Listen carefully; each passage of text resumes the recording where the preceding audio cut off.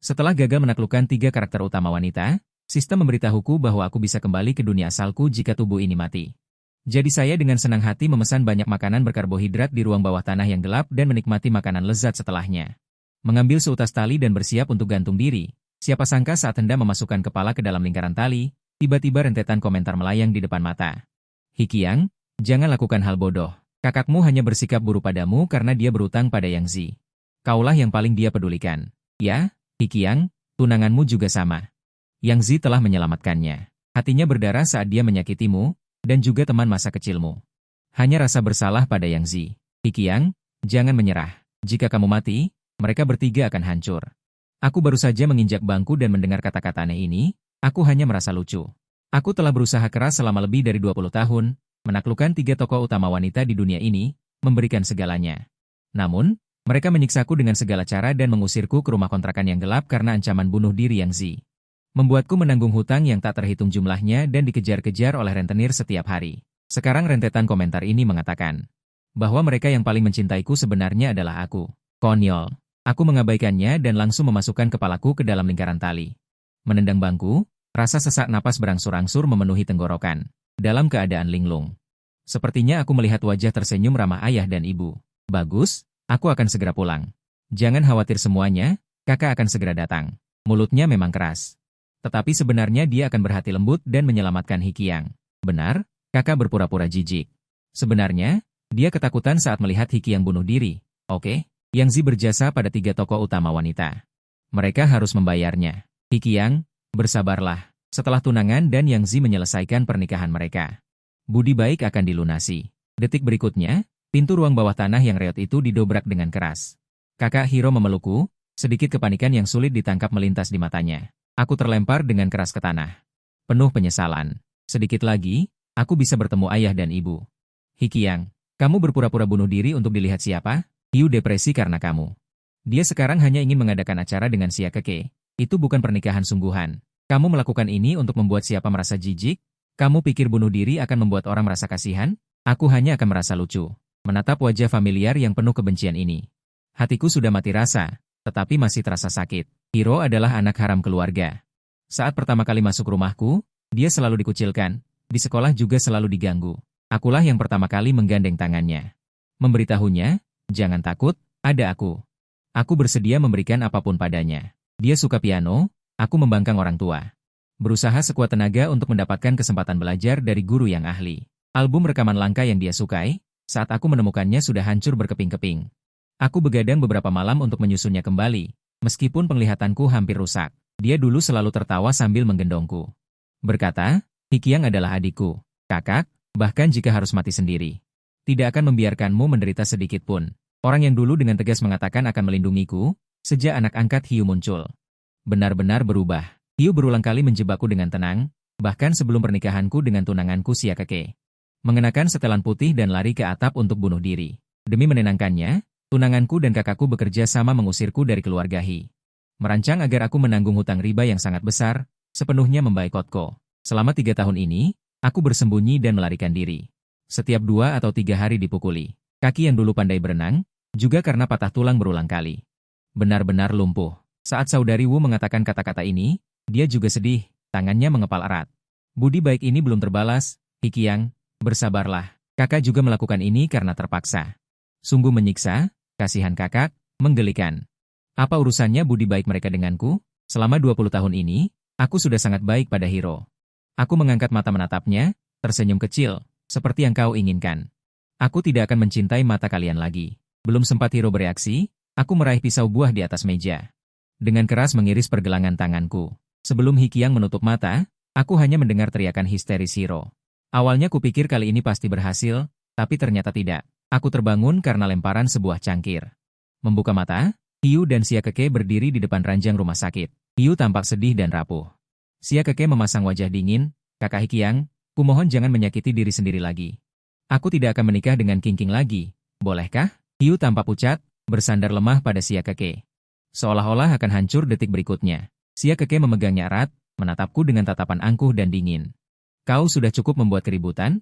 Pernikahan Hiu ditunda beberapa hari karena dirimu. Dia tidak makan dan tidak tidur. Hanya formalitas belaka. Kau berakting untuk siapa? Apakah ada orang di sana? Perhatikan trik tunanganmu. Teh hijau tingkat tinggi. Dia mengatakan yang sebaliknya. Hatinya berdarah, tetapi dia tidak bisa membuat anak angkatnya sedih. Hanya bisa membuat Hikiang menderita dulu. Ini semua untuk membalas budi. Bertahanlah sampai pernikahan. Hikiang akan segera menjadi protagonis pria dari kisah balas dendam. Tunangannya sangat menderita. Semakin dia mencintai, semakin dia menahan diri. Aku menangis sampai mati. Aku tidak tersentuh oleh rentetan komentar ini sedikit pun. Aku hanya tiba-tiba teringat masa lalu. Saat SMA, aku pergi ke luar negeri sebagai siswa pertukaran. Di sana aku bertemu Siakeke. Dia dijebak oleh anak haram ayahnya. Diusir dari rumah dan terdampar di luar negeri. Tanpa uang sepeser pun, menyedihkan seperti kucing liar. Aku yang memungutnya. Dia, seorang wanita muda yang tidak pernah melakukan pekerjaan rumah tangga, aku yang merawatnya dengan makanan 3 kali sehari. Aku yang mengurus hidupnya dengan sangat hati-hati, membuatnya kembali cerah dan mempesona. Aku menemaninya dengan bodoh tanpa rasa takut. Juga membuatnya berubah dari awalnya dingin dan waspada menjadi lembut dan bergantung. Dia pernah diam-diam menggambar profilku saat aku tertidur. Menulis kalimat, manusia kucing, di samping lukisan itu. Setelah suamiku kembali ke negara itu, aku membantunya merebut kembali hak keluarga. Dia bilang ingin menikah denganku, ingin mengadakan pernikahan terbesar denganku. Tetapi setelah kebaikan Hiu menyelamatkan nyawanya. Semuanya berubah. Siakeke, yang dulunya sangat lembut, membenciku, menolakku. Bahkan merasa jijik saat mendengar namaku. Tanganku yang bermain biola juga dipatahkan olehnya sendiri. Hanya karena kebaikan menyelamatkan nyawa yang sangat konyol. Mereka bahkan tidak bisa menemukan kebenaran. Aku terdiam, hanya menundukkan kepala. Aku tidak menginginkan apapun. Aku hanya ingin melepaskan diri. Aku sudah tidak punya apa-apa lagi. Setidaknya hidup ini masih milikku sendiri. Mengapa Hikiang selalu mengatakan hal-hal ini? Membuat tokoh utama wanita sedih? Tidak bisa berkata-kata. Aku benar-benar merasa tokoh utama pria agak menjijikan. Tokoh utama wanita itu penuh kasih sayang dan sabar. Apalagi yang dia inginkan? Komentar-komentar ini selalu menyebut Hikiang. Sebenarnya hanya memperlakukanku sebagai alat untuk menikmati permen. Di hati mereka, hanya ada keluhan tokoh utama wanita. Bulu mata Siakeke bergetar. Tanpa sadar mengulurkan tangan ingin menyentuh kepalaku seperti dulu. Tetapi dia dengan cepat menarik tangannya dan mencibir. Apakah kau pikir kami akan bersimpati padamu dengan cara ini? Jika kau ingin mati, matilah jauh-jauh. Jangan menghalangi pandanganku di sini. Siakeke menatapku dengan jijik. Tiba-tiba dengan cepat memanggil orang masuk dan mengikatku. Aku berjuang dengan panik. Apa yang ingin kau lakukan? Kau ingin mati? Aku tidak akan membiarkanmu melakukannya. Aku ingin kau hidup sengsara. Mati pun tidak bisa. Mereka melemparkanku ke rumah sakit jiwa terpencil. Aku sangat akrab dengannya karena itu adalah properti atas nama Liu Ruyan. Aku diikat di ranjang rumah sakit. Liu Ruyan masuk sambil memegang ponsel, terus memanggil, Xiao Yuge, dengan lembut. Xiao Yuge, istirahatlah dengan baik. Jangan khawatir. Aku pasti akan hadir di pernikahanmu dan Siakeke. Tapi saat melihatku, matanya dipenuhi kabut. Kak Siakeke bilang padaku, kau membuat keributan lagi dan mencoba menarik perhatian dengan bunuh diri, Hikiang. Kau benar-benar hina. Wah wah wah, anjing kecil Australia. Liu Ruyan muncul karena cemburu Hikiang bersama tunangannya dan pemeran utama pria. Jadi, sengaja memasang wajah untuk menarik perhatiannya. Hahaha, sengaja menelepon di depan pemeran utama pria agar dia cemburu. Gadis Australia yang imut ini, yang disebut imut oleh netizen, saat ini mengutukku dengan kata-kata paling jahat. Dia adalah teman masa kecilku, Liu Ruyan, juga adik kecil yang selalu bersamaku sejak kecil. Saat berusia 15 tahun. Aku dan dia bermain ski bersama dan mengalami longsor salju. Aku yang sedikit demi sedikit menggali dan membawanya keluar dari gunung salju. Akibatnya, aku mengalami radang dingin parah dan langsung masuk ICU. Setelah Liu Ruyan bangun. Dengan mata merah, dia berjaga di depan pintu kamar rumah sakit siang dan malam tanpa tidur. Berapa lama aku koma? Selama itu pula dia menjagaku. Setelah aku akhirnya bangun, dia memelukku sambil menangis dan berkata aku bodoh. Aku lebih baik mati daripada Hikiang mengalami sesuatu. Saat itu, dia sangat tulus, dan aku menyentuh kepalanya sambil tersenyum menghiburnya. Liu Ruyan dalam ingatanku sangat berbeda dengan yang sekarang. Bukankah kau suka mencari mati? Kalau begitu, nikmatilah di rumah sakit jiwa keluargaku. Liu Ruyan melambaikan tangan, dan seketika muncul sekelompok orang-orang berbaju putih. Mereka membawa obat-obatan dengan jarum suntik dan tanpa basa-basi menyuntikkan jarum ke lenganku. Aku berusaha keras memberontak, bahkan tidak bisa menahan diri untuk memanggil nama Liu Ruyan. Demi aku menyelamatkannya di gunung salju. Selamatkan aku. Tapi Liu Ruyan hanya menunduk menatapku, lalu dengan cepat menutup mata dan keluar. Orang-orang itu memasukkan obat-obatan yang tidak kukenal ke dalam mulutku, lalu membilasnya ke tenggorokanku dengan air. Aku menutup mata dengan putus asa. Air mata mengalir membasahi pipiku. Beberapa bulan ini, Aku hampir melewati neraka. Saat aku bangun, mereka memberiku obat dan suntikan, melakukan terapi kejut listrik. Semua makanan yang kumakan adalah makanan basi dan berjamur. Aku hidup tidak seperti manusia atau hantu, bahkan tidak memiliki alat tajam untuk bunuh diri. Hanya aku yang merasa ini agak berlebihan. Kenapa pemeran utama wanita membiarkan pemeran utama pria diperlakukan seperti ini? Yang di depan tidak mengerti apa-apa. Inilah yang harus dialami dalam cerita yang menyiksa. Di depan menyiksa, di belakang manis. Betul. Kenapa kamu tidak bilang kalau tokoh utama wanita sangat menderita? Bisakah kamu mengasihani tokoh utama wanita? Aku benar-benar tidak bisa berkata apa-apa setelah disiksa selama sebulan penuh. Akhirnya aku dijemput. Liu Ruyan masuk ke kamar rumah sakit, matanya berbinar melihatku yang lemah. Dia berkata, apakah kamu tahu kesalahanmu? Aku tidak menjawab. Tutup matamu, Hikiang, cepatlah mengalah. Sebenarnya, melihatmu seperti ini, teman masa kecilmu. Hatinya pasti sangat sakit. Hikiang, keluarkan setetes air mata, teman masa kecilmu akan memberikan nyawanya untukmu. Cepatlah mengalah. Aku merasa sangat lucu. Liu Ruyan tidak mengatakan apa-apa lagi, berjalan ke arahku. Bersiap untuk membantuku berdiri. Aku sedikit meronta. Wajah Liu Ruyan menjadi pucat, dia menarikku dengan kasar. Apakah kamu pikir aku ingin menyentuhmu? Aku jijik menyentuh tikus got sepertimu. Jika bukan karena Hiu menyuruhku untuk menjemputmu. Aku akan merasa mual hanya dengan melihatmu sekali lagi. Liu Ruyan memelukku erat, bahkan menggosokkan tubuhnya ke tubuhku. Kakak Zuma berpura-pura jijik, tapi sebenarnya dia sangat senang di dalam hatinya. Akhirnya dia bisa berdekatan dengan tokoh utama pria. Kakak Zuma akan segera membual 800 kali kepada dua orang lainnya setelah kembali. Hahaha. Apakah Liu Ruyan benar-benar menyukaiku seperti yang dikatakan komentar? Mungkin saja, tapi cintanya sangat murah. Memuakan. Liu Ruyan membawaku ke sebuah toko gaun pengantin. Di sana, Hiu sedang tersenyum sambil mencoba jas. Dia melihat penampilanku yang menyedihkan, sedikit ejekan dan kepuasan melintas di matanya. Kakak Hikiang, kamu datang? Cepat lihat bagaimana penampilanku dengan pakaian ini. Pernikahanku tidak akan lengkap tanpamu. Ruyan, kamu pergi duluan. Sekarang adalah waktu bagi kami bersaudara untuk menghabiskan waktu bersama. Liu Ruyan bertingkah manja. Aku pergi. Bagaimana jika Hikiang mengganggumu? Ruyan, kamu tidak boleh mengatakan itu pada kakak Hikiang. Dia pasti tidak sengaja melakukannya di masa lalu. Hiu tampaknya membelaku, tetapi sebenarnya dia menegaskan bahwa aku telah menggertaknya. Setelah Liu Ruyan pergi, Hiu menatapku dengan senyum jahat. Kakak, bahkan jika kamu telah melakukan banyak hal untuk mereka bertiga, apa yang bisa kamu lakukan? Sekarang, di hati mereka hanya ada aku. Teman Hiu berdiri di sampingnya. Mengejek dengan sinis, Hiu, mengapa kamu mengatakan begitu banyak padanya? Dia adalah orang malang yang ditinggalkan, lebih baik biarkan dia mencoba pakaian untukmu. Bukankah dia sangat ingin menikahi Siakake? Mereka tertawa terbahak-bahak, mengepungku, menelanjangi pakaianku satu persatu. Lihat, bekas luka di tubuhnya sangat jelek, hahaha. Bekas luka itu ditinggalkan oleh Liu Ruyan saat di Gunung Salju. Aku pernah mengeluh padanya. Saat itu dia bilang tidak akan pernah membiarkan orang mengejek lukaku, tapi saat ini, semua rasa maluku terungkap di mata orang yang selalu ingin dia lindungi. Tanpa harga diri, mereka mengeluarkan ponsel, mengambil foto, berteriak dan mengejek dengan bebas. Aku berusaha keras menutupi diri, tapi mereka menarik lenganku. Aku tidak tahu sudah berapa lama. Tiba-tiba terdengar raungan marah dari pintu. Hiro masuk. Mengerutkan kening melihat semua ini, melepas jaketnya dan menutupi tubuhku. Kakak, kau datang? Apakah teman-temanku bercanda dengan Hikiangge? Tidak ada niat buruk. Jangan salahkan mereka. Baiklah, Hiu menjelaskan dengan enteng, seolah tahu Hiro akan selalu memihaknya. Selalu tanpa alasan berdiri di pihaknya. Benar saja, dia hanya melirikku.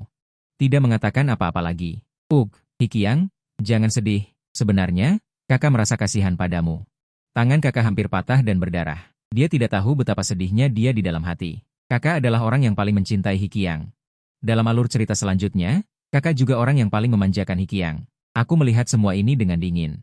Namun, layar membela Hiro. Cinta sejati tidak mengandung luka. 3 orang yang paling menyakitiku. Tidak pantas membicarakan cinta. Pernikahan Siakake dan Hiu segera tiba. Siakake dan Liu Ruyan memaksaku di pernikahan. Untuk menjadi pelayan, hanya karena Hiu berharap mendengar berkat dariku. Hiu dan Siakake mengenakan pakaian pernikahan yang megah untuk hadir. Sementara aku di tengah membawa nampan. Diejek dengan bebas. Itu Hikiang, kudengar dia merebut tunangan adiknya sendiri. Sangat jahat, tidak bisa dibandingkan dengan Hiu sama sekali. Pernikahan orang lain, dia masih dengan tidak tahu malu datang. Apakah masih belum menyerah? Hiu memegang pisau makan, berdiri di depan kue besar dan memamerkannya padaku. Kak, hari ini adalah hari terpentingku. Bisakah kau memberiku restu? Aku lama tidak berbicara. Xia Keke mengerutkan kening dan membentakku. Hikiang, apakah kamu tidak mendengar Hiu berbicara? Aku hanya menatap pisau di tangan Hiu. Kurasa aku akhirnya menemukan kesempatan untuk pulang. Jika mereka tidak membiarkanku merasa baik, maka bahkan jika aku mati, aku juga tidak akan membiarkan mereka merasa baik. Apa yang kamu lakukan, Hikiang? Liu Ruyan yang berdiri paling jauh menyadari ada sesuatu yang salah denganku, tapi sudah terlambat. Aku tiba-tiba bergegas maju. Dadaku langsung menghadap mata pisau, dan menusuknya dengan keras. Aku langsung jatuh. Darah bercucuran, merasakan hilangnya kehidupan. Aku akhirnya pulang.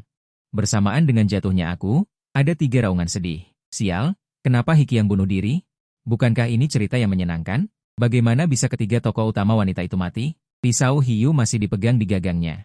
Dia menjerit dan tanpa sadar meminta bantuan Xia Keke di sampingnya. Tapi Xia Keke bahkan tidak meliriknya. Dia berlutut di depanku dengan kaget dan sedih. Aku salah, aku masih memiliki sedikit kekuatan. Jadi aku berjuang sekuat tenaga, menyingkirkan tangan Xia Keke, dan perlahan menutup mata.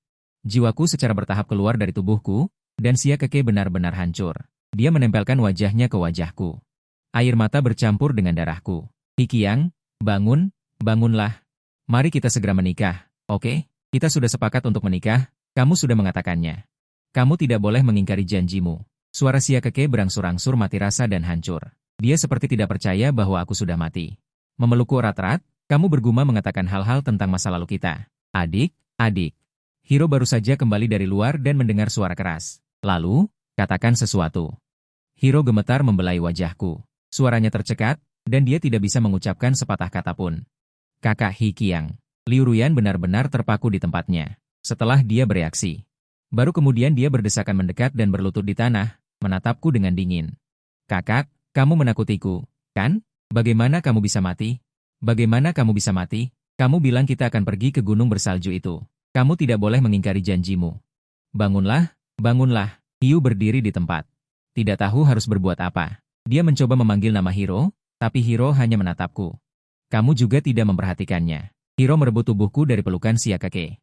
Selangkah demi selangkah keluar pintu, aku akan membawa adikku pulang. Hanya aku yang merasa Hikiang sangat menyedihkan.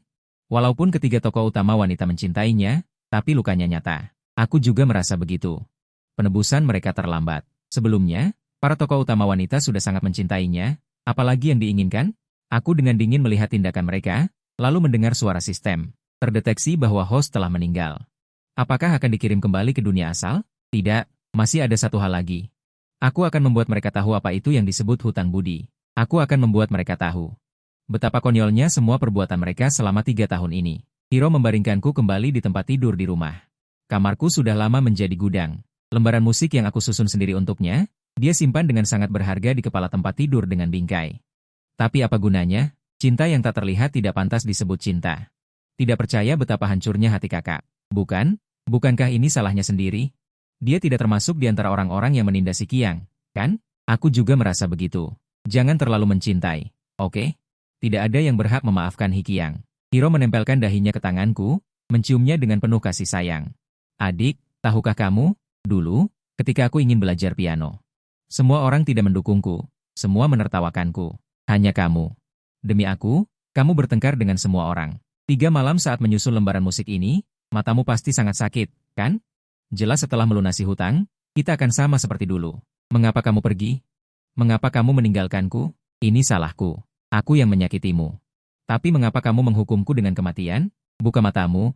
Oke, aku salah, aku benar-benar salah. Aku tidak pernah melupakan janjiku. Aku berjanji bahwa aku akan selalu menjadi kakakmu. Aku akan membuatmu menjadi orang yang paling bahagia di dunia ini. Jadi, buka matamu, oke? Mayatku tidak bereaksi sama sekali. Hiro tertawa seolah tidak menyadarinya. Berbicara padaku. Dia sudah menghabiskan 4 jam seperti ini. Tiba-tiba, pintu kamar tidur didobrak dengan keras. Itu Xia Keke. Bahkan sehari belum berlalu. Dia sudah menjadi sangat berantakan, sama sekali tidak terlihat seperti dulu. Seorang pria bangsawan yang cerah dan bersih. Apa yang kamu lakukan di sini? Hiro berdiri dan menghalangi jalanku. Xia Keke menatapku, aku datang untuk membawa pulang calon istriku. Hiro mencibir. Bukankah kamu sudah punya hiu? Cepat nikahi dia. Mulai sekarang, kamu dan Hikiang tidak ada hubungannya. Xia Keke tiba-tiba menerjang, mencengkeram kerah baju Hiro. Awalnya kamu bilang harus membalas budi penyelamatan nyawa hiu, harus mencoba mengikuti hiu dulu, setelah semuanya benar-benar selesai. bisa kembali seperti semula. Tapi sekarang, kamu membunuh Hikiangku. Kamu yang seharusnya mati, kembalikan Hikiang padaku. Mereka berkelahi di dalam rumah sempit itu. Dengan ganas tanpa mempedulikan hidup atau mati satu sama lain. Jelas kamu yang paling banyak menyakiti Hikiang. Sekarang berpura-pura sedih? Dia tidak menikah denganmu, aku adalah kakaknya. Dia seharusnya tetap di sisiku. Orang yang dicintai Hikiang adalah aku, kembalikan dia padaku. Entah berapa lama mereka berkelahi. Yang menghentikan mereka adalah seorang pria parubaya yang dibawa masuk oleh pengawal, Nyonya Hi. Nyonya Gu, Tuan Xie sepertinya tidak ada. Saya datang khusus untuk mengucapkan terima kasih kepada Nona Hikiang. Mereka awalnya sama sekali tidak peduli dengan pria yang tiba-tiba menerobos masuk ini. Tetapi setelah mendengar namaku, mereka tiba-tiba berhenti. Dulu dia menyelamatkan kalian dari penginapan api mayat, dan kebetulan menyelamatkanku juga. Saya selalu ingin berterima kasih padanya secara langsung.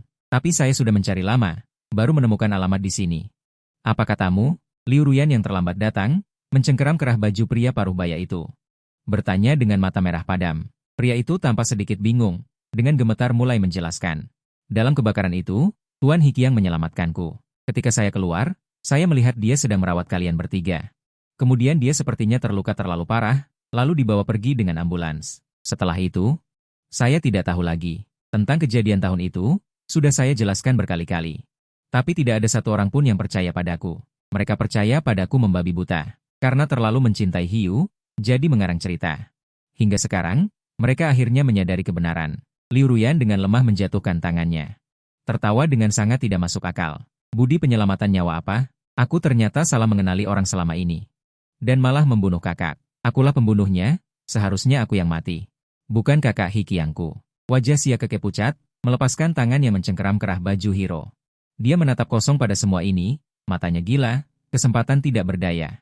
Hiro menabrakku dengan kesakitan, suaranya serak dan tidak bisa dikenali. Hikiang. Kenapa? Kenapa aku tidak percaya padamu? Kenapa jadi begini? Akulah yang membunuhmu, akulah pembunuhnya. Ketiganya tertawa seperti orang gila. Penampilan mereka sangat mengerikan. Mereka butuh 3 hari penuh untuk mencerna fakta ini. 3 hari kemudian, hal pertama yang mereka lakukan adalah menemukan Hiu. Liu Ruyan membuka pintu villa Hiu dengan keras. Ketika Hiu melihatnya, dia sangat senang dan ingin menyambutnya. Ruyan. Kalian. Liu Ruyan menyuruh pengawal mencekik leher Hiu. Menekannya ke dinding dengan mata suram, kau mencuri kebaikan kakakku. Hiu, bagaimana bisa kau begitu jahat membiarkan kami terhadap kakak? Mengabaikannya selama bertahun-tahun? Mendengar kata-kata Liu Ruyan, Hiu semakin mengeratkan cengkeramannya. Hiu hampir tidak bisa bernapas. Liu Ruyan, lepaskan. Apakah kau ingin mencekiknya sampai mati? Xia Keke mengucapkan sepatah kata untuk menghentikan Liu Ruyan. Hiu mengira Xia Keke masih berada di pihaknya, dan menatapnya dengan gembira. Namun, dia hanya melihat mata sedingin Xia Keke. Aku akan menyewa pengacara terbaik. Semua yang telah kau lakukan selama bertahun-tahun, semua kejahatan yang kau lakukan pada Hikiang, aku akan membuatmu membayarnya. Hiro bahkan tidak menatapnya, hanya melambaikan tangannya, dan sejumlah besar orang masuk. Membawa Hiu pergi. Selama bertahun-tahun ini, dia telah menggunakan kekuasaan ketiga orang untuk menindas orang lain. Melanggar hukum dan melakukan kejahatan. Xia Keke menyewa pengacara top yang cukup untuk membuatnya berada di penjara seumur hidup. Aku melihat pada hari dia dijatuhi hukuman, Hiu masih dengan gila mencaci maki ketiga orang itu. Sejak saat itu, dia akan menghabiskan sisa hidupnya di penjara. Jenazahku akhirnya dikremasi. Di depan makam. Xia Keke menundukkan kepalanya dan dengan lembut membelai batu nisanku, lalu masa depannya hancur. Hikiang, kau adalah tunanganku, seumur hidup ini. Kita adalah suami istri selamanya. Matanya sudah agak kosong. Namun, suasananya masih sangat manis, seolah-olah benar-benar pengantin baru yang belum lama menikah.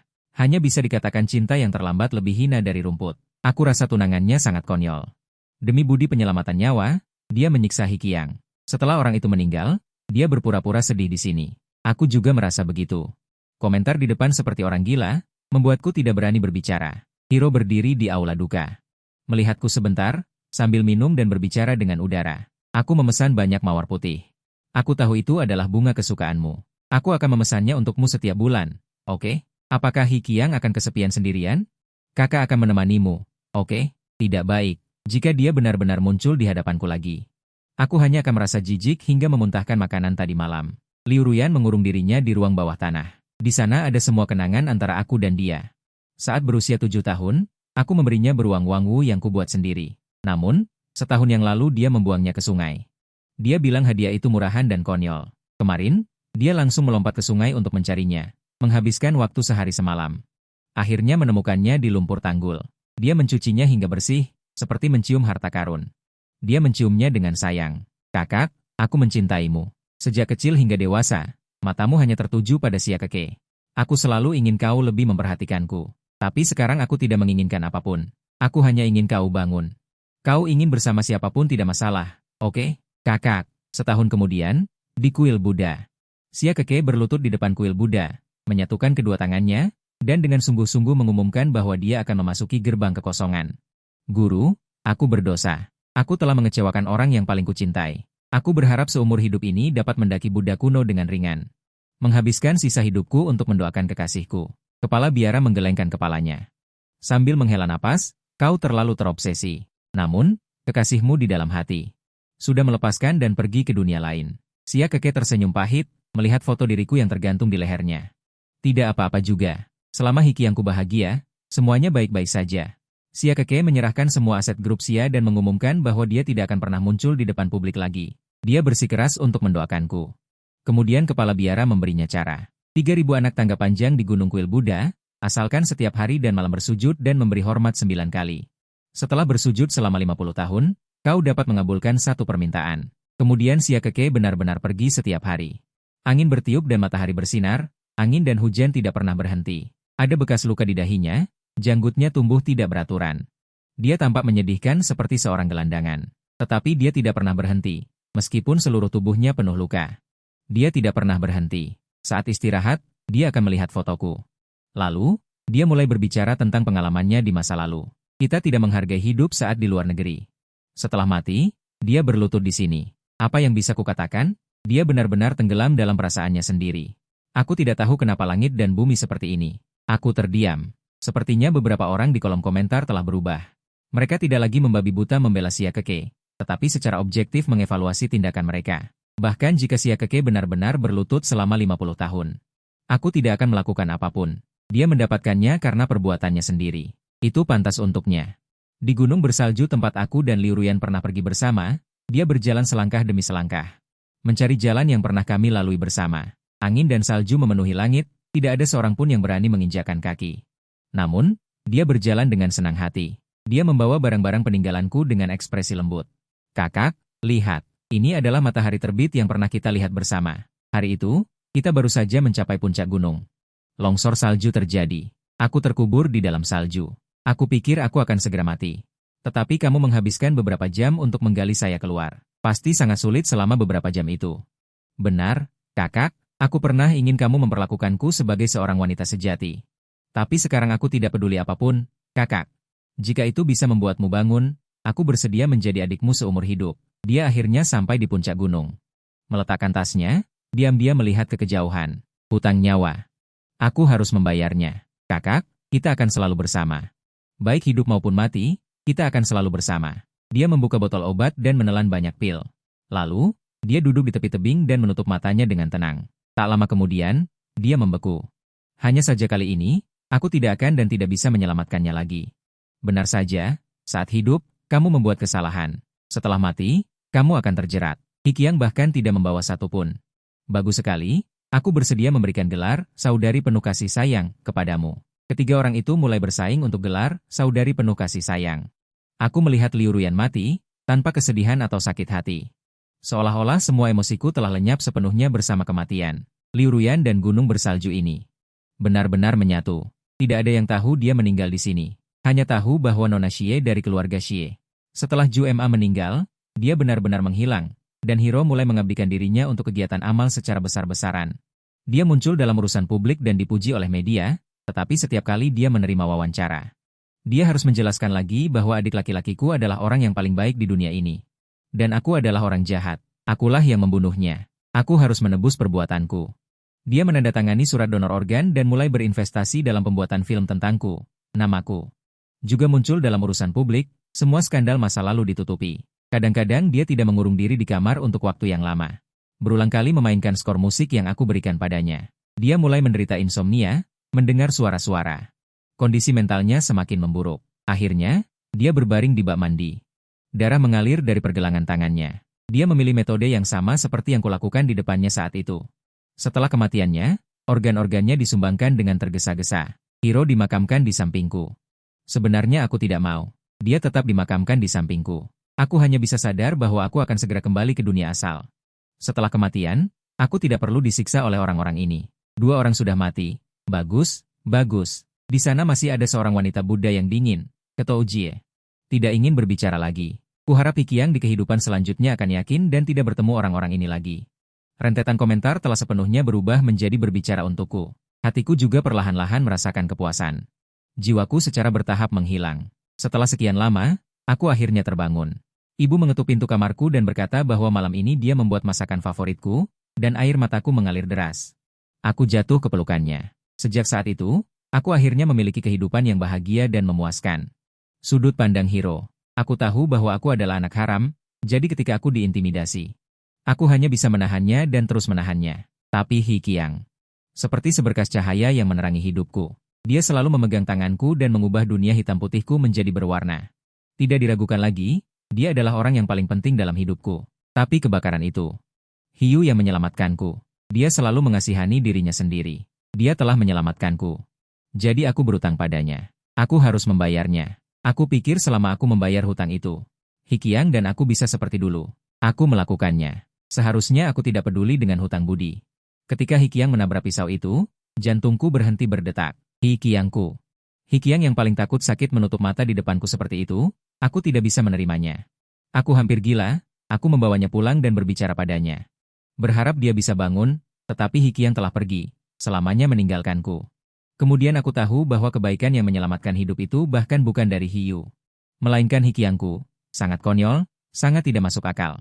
Aku memasukkan Hiyu ke penjara, tapi apa gunanya? Hikiang tidak akan pernah kembali.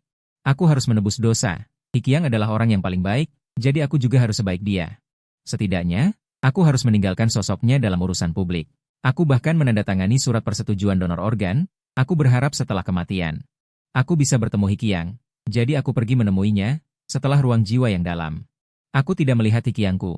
Memang seharusnya begitu, aku tidak pantas. Hikiangku seharusnya menjalani kehidupan yang lebih baik dan lebih baik. Bahkan jika dunia itu tidak memiliki aku, seharusnya tidak ada aku. Aku menutup mata.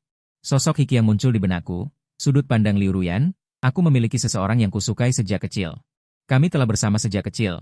Cintaku begitu jelas, tetapi dia sepertinya hanya menganggapku sebagai adik perempuan. Aku tidak rela, jadi aku menunggu. Aku pikir selama aku terus menunggu, dia akan menyadari perasaanku. Tetapi pada tahun aku pergi ke luar negeri, dia bertemu dengan Xia Keke. Dia menyukai orang itu, sangat memenuhi hatiku. Mengapa bukan aku? Mengapa bukan aku? Setelah diselamatkan oleh Hiyu, kedua orang itu berkata ingin membalas budi. Tiba-tiba aku merasa senang, jika membalas budi, hati kakak tidak hanya tertuju pada Xia Keke seorang. Mungkin masih bisa melihatku, jadi aku menggunakan cara kekanak-kanakan. Untuk menarik perhatiannya, berharap dia bisa melihatku, tetapi aku hanya memikirkan diri sendiri. Tidak menyadari cahaya di mata kakak secara bertahap menghilang, aku pantas mati, aku menyakitinya. Saat dia menabrak pisau itu, aku tidak peduli apapun, aku tidak menginginkan apapun. Tidak masalah jika menyukai orang lain, selama kakak masih hidup, selama dia masih hidup, hal yang sangat menggelikan. Pada akhirnya, aku baru menyadari. Orang yang benar-benar menyelamatkanku adalah kakak, dari awal hingga akhir. Selalu kakakku. Aku membalas dendam pada Hiyu, lalu membawa barang-barang peninggalan kakak. Datang ke gunung salju tempat dia pernah menyelamatkanku. Sama persis seperti dulu. Selangkah demi selangkah aku mendaki puncak gunung. Memandangi pemandangan di kejauhan, berpura-pura kakak masih di sisiku. Aku mengeluarkan obatnya. Menelannya seperti madu. Kakak, aku berhutang padamu. Aku datang untuk membayarnya. Aku bersedia menggunakan seluruh diriku untuk membayarmu, agar kau aman dan lancar setelah ini. Aku ingin bertemu denganmu lagi, tapi aku rasa kau mungkin tidak ingin bertemu denganku lagi setelah ini. Aku menutup mata, wajah kakak muncul. Bisa bermimpi tentang kakak setelah mati. Aku sudah sangat puas, sangat puas.